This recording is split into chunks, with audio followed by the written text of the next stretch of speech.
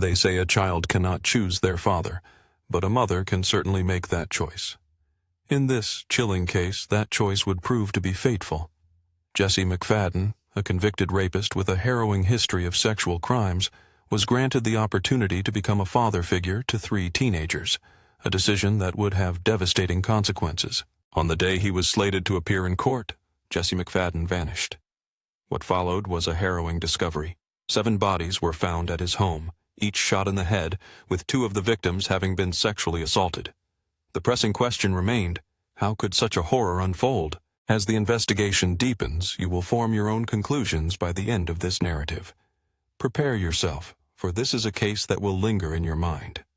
Our story begins approximately a year ago in Henrietta, Oklahoma, with Holly McFadden at its center. Holly McFadden was a striking 35-year-old mother of 3 teenagers. Among her children were 2 daughters, the 13-year-old Tiffany Guess and the 17-year-old Riley Allen. She also had a son, 15-year-old Michael Mayo. Despite their different biological fathers, the children all regarded Tiffany's father, Joe, as their dad. Joe was not merely a figure in their lives, he was their unwavering rock, a constant source of support. Holly and Joe had been married for 13 years before their divorce, yet his presence remained strong in Riley's life since she was just a year old. Even after their marriage ended, Joe's love for the children never faltered. He cared for them as if they were his own flesh and blood. He even had aspirations to adopt Michael and Riley. But everything shifted on May 26, 2022. Holly remarried, this time to a man named Jesse McFadden, and it was here that their lives took a tragic turn. To the outside world, their life appeared to be a fairy tale, a joyful marriage and a blended family seemingly thriving. Yet no one anticipated the horrifying truths about Jesse that would emerge just a year after their vows. At this point, it remains unclear whether Holly was aware of Jesse's dark past prior to their marriage. However, what is known is that her mother stumbled upon Jesse's troubling history several months before the tragedy unfolded. We will delve deeper into those details shortly. Jesse McFadden was born in Kansas and dropped out of school after the 9th grade.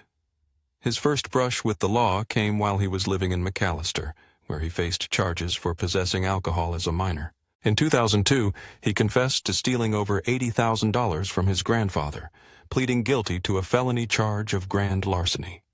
The following year, he was apprehended twice for driving with a suspended license, but his most alarming crime occurred in 2003. Jesse was arrested for the brutal attack on a 17-year-old girl using a knife with sexual intentions. Convicted of this heinous act, he was sentenced to 20 years in prison. His time behind bars would be marred by further infractions. In 2013, he was caught with a cell phone. A woman reported that he had been sending her sexual messages for 3 months.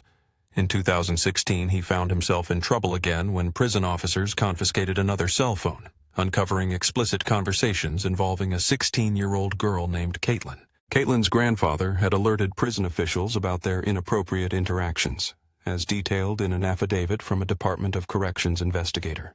Jesse was accused of sending graphic content to Caitlin and engaging in manipulative behavior, despite being required to serve 85% of his sentence. Jesse's time in prison was paradoxically marked by glowing evaluations for work and educational efforts, which made him eligible for early release. Little did anyone know, this would set the stage for a nightmare waiting to unfold. Jesse McFadden's troubled past included a troubling incident involving a contraband cell phone, which momentarily stripped him of his privileges before his release in October 2020. The perplexing question loomed large. How did someone with such a checkered history manage to secure early release? Even more baffling was the fact that he had been caught engaging in the very behaviors that originally landed him behind bars. It was unfathomable why he wasn't detained until his trial, especially since his possession of that cell phone should have barred any chance of early release. After his release, Jesse was obligated to check in with the sheriff's office every 90 days, a requirement he blatantly ignored. Typically, individuals like him are prohibited from being near places frequented by children, such as schools and sports events, yet he disregarded these rules entirely. Recall the earlier mention of Jesse being accused of sexting with Caitlin. The trial for that incident was postponed for several years, an unforeseen delay that allowed Jesse to marry and assume the role of stepfather to Holly's 3 children. It wasn't until May 1, 2023 that the long-awaited trial would finally commence. The delay in Jesse McFadden's trial created a window for him to marry Holly McFadden and assume a stepfather role to her 3 children. However, it was not until May 1st, 2023, that the trial would finally commence. Jesse intended to defend himself by claiming he was only communicating with a 20-year-old friend of the 16-year-old girl, not the girl herself. Joe, Holly's ex-husband, and Holly had established a strict rule. Anyone around their children had to pass a background check.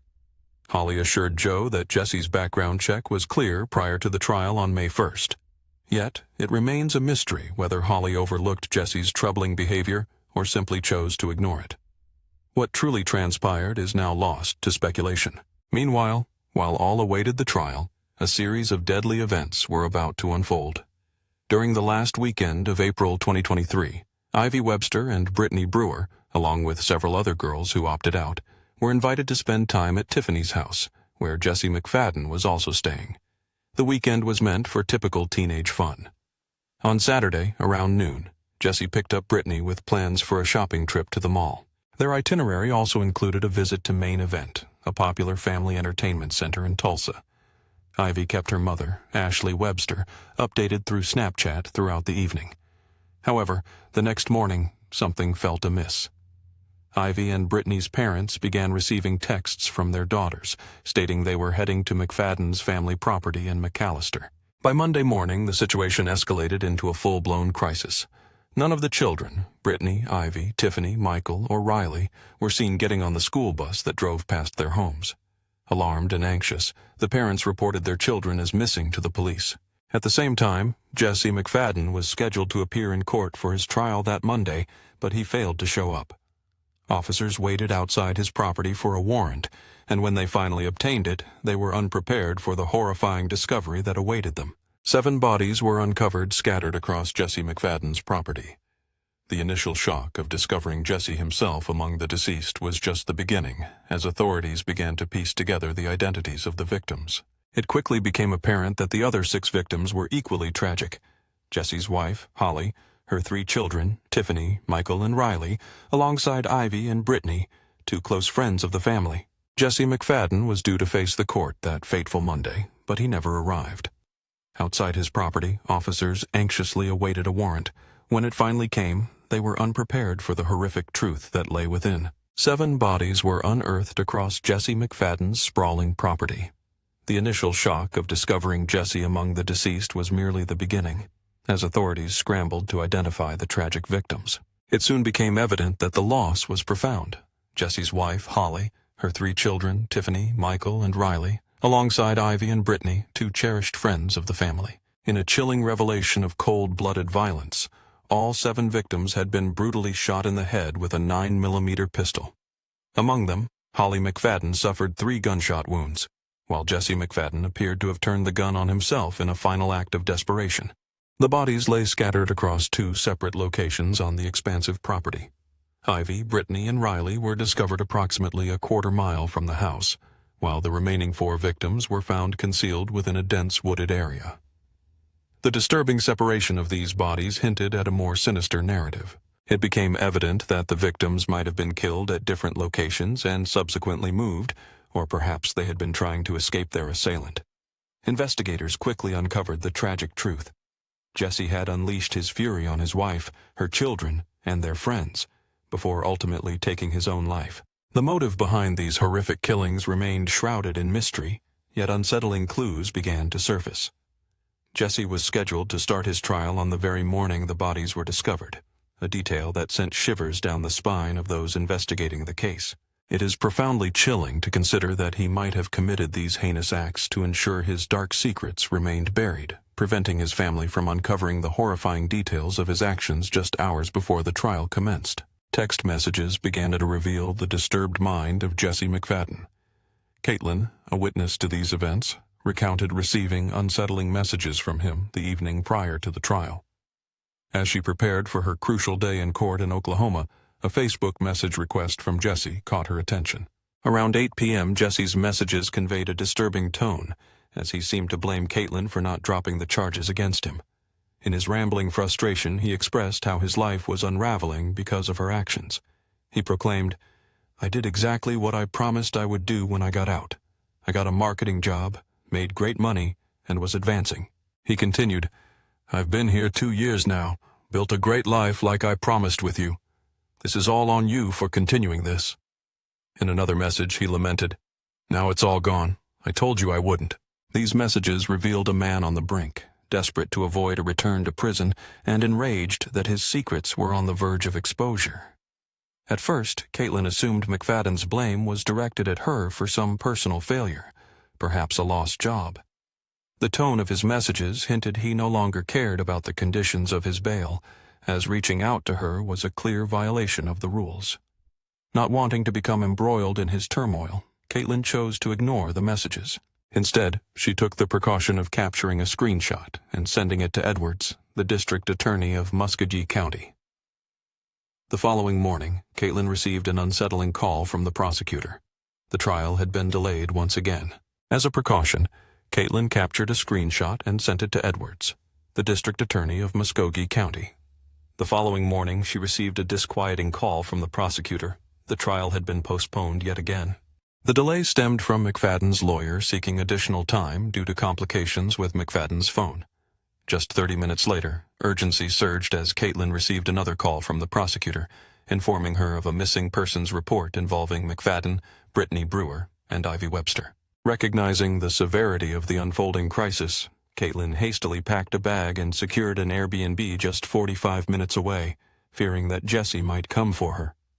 Crystal Smith, one of Jesse's previous victims, also bravely shared her harrowing story and the heartbreak of discovering the tragic events that had transpired. Crystal had desperately implored the district attorney to keep Jesse McFadden behind bars, fearing that his release would only lead to further harm. Reflecting on her own past, she recalled the last time she heard about him when she was just 17. He had been high on meth and filled with remorse for his past actions. Yet, despite her efforts to move on, the news of the recent tragedy forced her to relive the gut-wrenching memories she had tried to bury. In a haunting recounting, Crystal detailed the terror she endured when Jesse attacked her at the age of 16.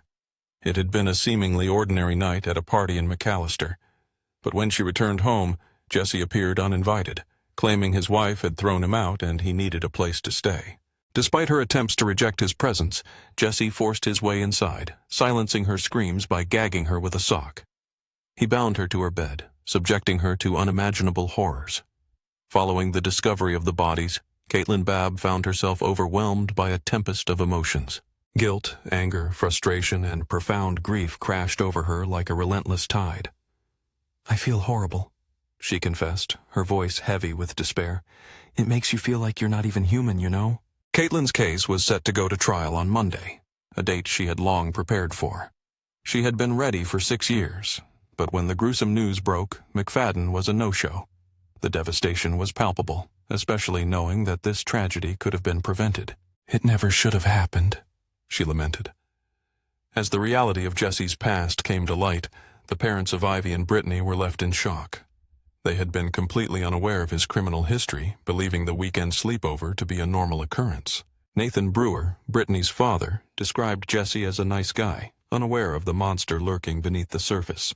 Ivy's mother, Ashley Webster, revealed that their families had been friends since late 2020, and she too had no knowledge of Jesse's dark background. Ashley painted a picture of Tiffany and Ivy as inseparable best friends, emphasizing that Tiffany felt like another child to her family. Jeanette Mayo, Holly's mother, shared her own disbelief, admitting that her daughter had been completely fooled by Jesse McFadden's charm. She reiterated how Tiffany and Ivy were like sisters and echoed her shock at Holly's naivety in trusting Jesse. Jeanette observed that Jesse maintained a tight grip on Holly's life, controlling where she could go, who she could see, and even tracking the children's cell phones when they were out. This controlling behavior only added to the confusion felt by Jeanette and her husband. Months before the murders, they stumbled upon Jesse's criminal record when Jeanette's husband was researching a coworker's past. Faced with this disturbing revelation, Jeanette and her husband confronted Holly about what they had discovered. Eventually, Holly approached Jesse for an explanation. In a chilling response, Jesse, with his twisted mind, hired someone to convince Holly that his prior legal troubles were merely a misunderstanding. He claimed that he had never harmed anyone back in 2003. Despite this, Holly's insistence that Jesse had passed a background check raised significant alarms among her family. Jeanette found herself as the most vocal family member about Jesse's status as a registered sex offender. She would express her concerns, urging caution, but each time they attempted to address the issue, Holly was met with punishment, silencing her and leaving her walking on eggshells. Holly felt trapped. She struggled to maintain communication with her children, forced to balance her desire to keep an eye on her grandchildren while navigating the dangerous waters of her relationship with Jesse. The fear of losing contact with her family weighed heavily on her, and she had to accept Jesse's presence in her life if she wanted to stay connected with her daughter and grandchildren. Days after the tragic murders, the families of the victims, accompanied by a sheriff's investigator, entered the house that had become a haunting ground. What awaited them inside was nothing short of horrifying. In the dimly lit rooms, multiple beds were fitted with restraints, and chains were ominously locked into place. The kitchen revealed a chilling sight as a chain and lock hung from the island. The house was a grotesque display of bondage toys and restraining devices, each piece telling a dark story. Scattered throughout were bottles of lubrication and books steeped in witchcraft, mingling with drug paraphernalia, including what appeared to be candy laced with narcotics.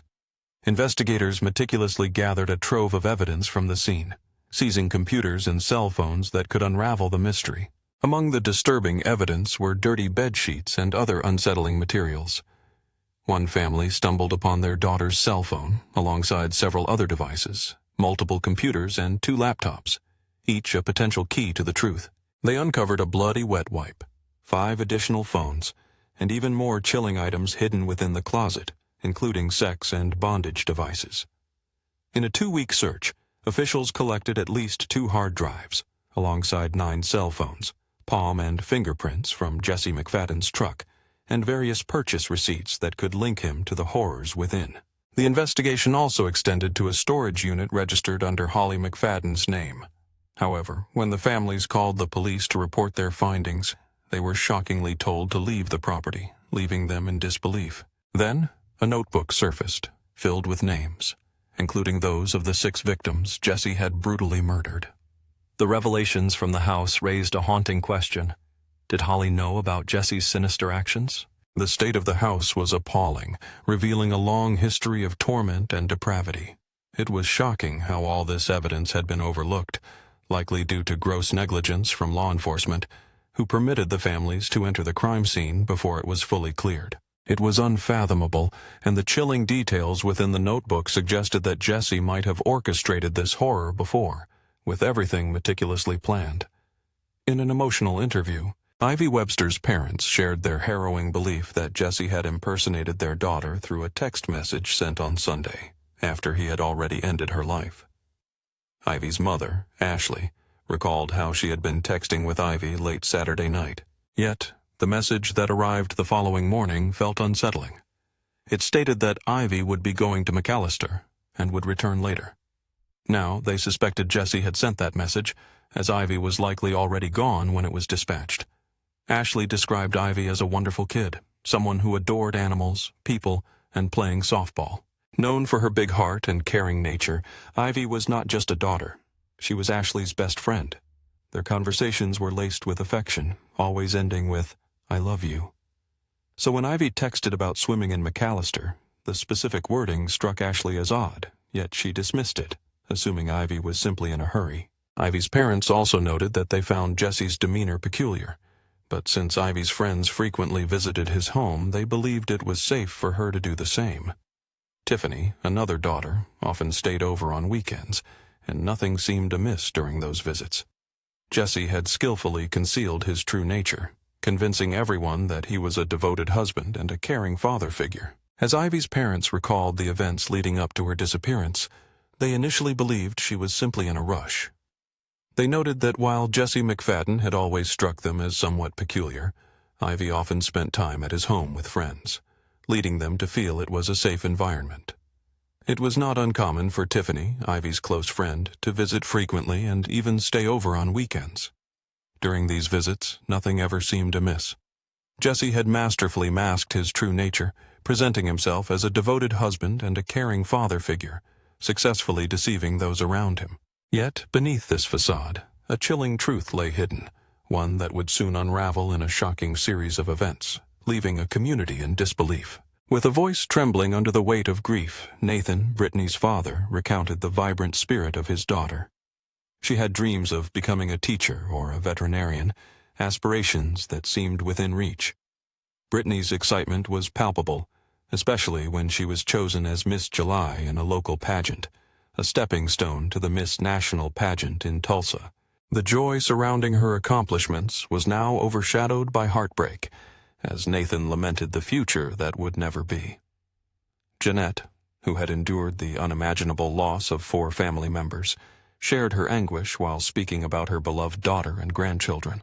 In her poignant reflection, Jeanette described Holly as a devoted mother, fiercely protective and endlessly loving.